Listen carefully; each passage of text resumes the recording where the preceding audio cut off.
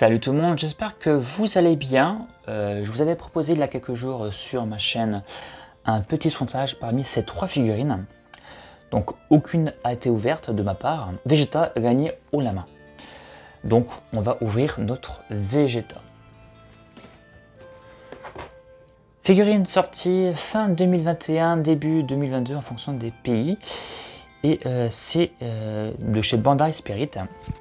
Vegeta, on est sur une nouvelle gamme, hein, puisqu'on est sur la gamme Clarisse, si je le prononce en français. Donc Dragon Ball Super, donc on a l'étiquette de la toile animation en Jap, version dorée. Son tarif c'était aux alentours entre 35 et 40 euros, donc en fonction des boutiques. Voilà, donc on a un Vegeta avec une tenue de Whis. Voilà, donc ça c'est un Vegeta que je n'ai pas en version non articulée, c'est pour ça que je l'ai acheté. Je vais vous montrer la version justement articulée là, regardez. Donc sortie en 2016. Un petit peu différente quand même. Hein. Celle-ci, bah justement, cette gamme, c'est, je pense que c'est une version brillante. Hein. On le remarque directement juste au niveau des cheveux. Donc on va voir ça si c'est joli ou pas. Allez, c'est parti. Hop là. Hop là, et on déballe ça. Oh, il y a du scotch ici.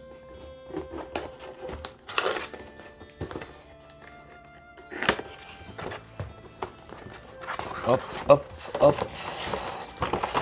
Alors, c'est présenté comment à l'intérieur? Voilà, bon. Un petit carton pour la protéger. Hop. Un petit socle et la tête. À savoir, vous avez aussi d'autres figurines de la même gamme. Il y a du Sangoku, je crois il y a un autre Vegeta, il y a du Végéto, du Gogeta. Elle a l'air pas très grande hein, déjà. Donc en trois parties, hein, on a le corps, la tête et le petit socle.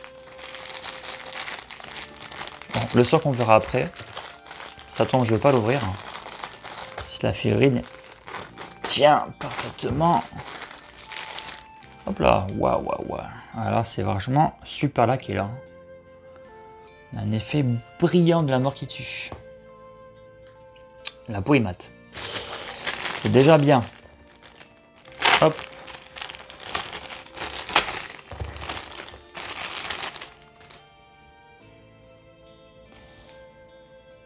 Voilà. C'est un peu spécial. Hein. Hop. Allez, on va mettre la tête. Voir ce que ça donne. Voilà. Et bien sûr, ça va pas tenir sur. Alors, pas sûr que ça tient sur le coussin. Ouais, c'est un coussin. C'est pas sûr que ça tient. Non, ça va pas tenir. Sur le sol, il n'y a pas de problème. Elle tient parfaitement sans le support. Allez, on sort le petit socle. Hop. Un petit chiffre juste derrière. On est voilà, un effet transparent bleu, voilà, tout simplement. Les finitions sont plutôt correctes. Allez, on va pas mettre. Attendez, je vais mettre juste le socle pour voir que ça rentre bien. Ça rentre super bien. En plus, ça tient sur le coussin. Nickel. Voilà. Attends, on va mettre ça de côté. Alors, qu'est-ce qu'on peut dire sur Vegeta à première vue? Ça brille. Ça brille. Quoique au niveau du corps, ça va. Au niveau de son armure, ça brille. Hein. Les cheveux brillent beaucoup. C'est normal, on peut pas dire que c'est dégueulasse, c'est fait exprès. C'est la gamme qui est ainsi justement. Je me demande si on met des lumières derrière, qu'est-ce que ça donne? Il faut que je regarde. On regardera ça ensemble. L'armure est un peu brillante. Le reste, le pantalon, ça va, c'est plutôt mat. Les chaussures sont brillantes. Voilà. Ah, dire elles sont un peu transparentes, non? Peut-être un effet un peu transparent. Et bien honnêtement, la figurine dans sa globalité est pas trop mal. On sent un petit peu l'effet du ki, l'effet brillant. De toute façon, Dragon Ball Super est encore plus brillant que DBZ. Hein, quand on voit les auras, les dégagements qui peuvent ressortir. Donc là, c'est ce qu'ils ont essayé de faire. Hein. Et c'est plutôt pas mal, je trouve, voilà, cette gamme-là. Ça change, donc c'est cool. Histoire de changer un peu.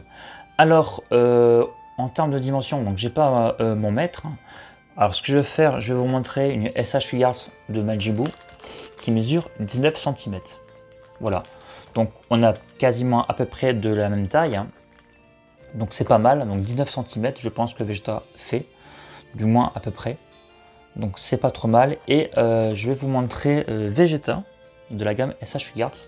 Voilà, un petit peu pour comparer au niveau des proportions.